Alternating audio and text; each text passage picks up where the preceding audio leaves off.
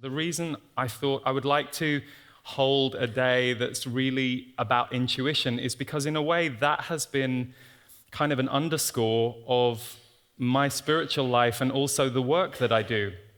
And 15 years ago, this month, I did my first ever private reading. And I was absolutely terrified. And if I could flash forward to today, I wouldn't have been equipped. I would have been horrified to see all of you here and me on a stage because I wouldn't have known what to say.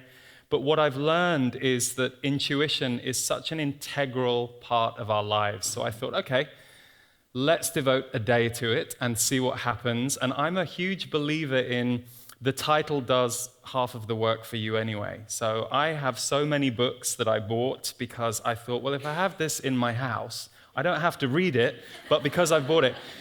So I'd just like to say you've already done the workshop because you signed up to be here. So today we can just kind of have some fun. And I'll just give you a quick sense of what we're going to do today. I'm going to present a few different things around intuition. I'm going to do some Q&A in the morning and in the afternoon. Stephen Washington, the lovely man I married last year, is going to be here to lead you through some mindfulness Qigong techniques, which really are the base of any intuitive magic that we hold. And then at the end of the day, I'm going to channel the Z's, who are the guides that I met. It was 20 years ago now. So I'll share a little bit about my story as we go through the morning. But first of all, how are you doing in crazy 2019?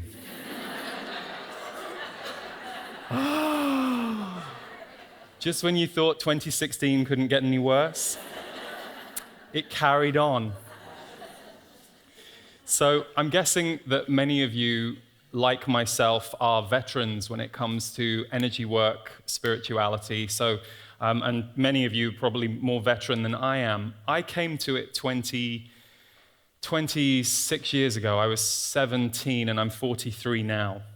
And that was really when I started to head into looking into the metaphysical side of life, the side of life that for me had been edited out.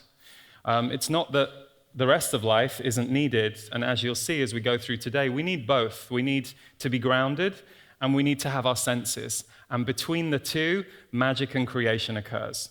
But I really went that way, and then as I started to channel the Z's, which came later, one of the things that I remember them saying many years ago that I wrongly interpreted, which is quite common when you get intuitive messages, they said to me, it was about 2006, they said, after 2012, you're going to see people are going to be so emotional.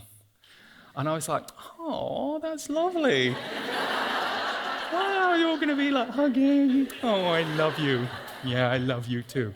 That's how I thought, that's nice. This 2012 thing is real. Wow, the spaceships are going to land and the planet's going to transform and whatever belief was kind of going around. And actually, of course, they were right, but my slightly Pollyanna interpretation of it wasn't necessarily correct. And so this is the interesting thing about intuition and messages.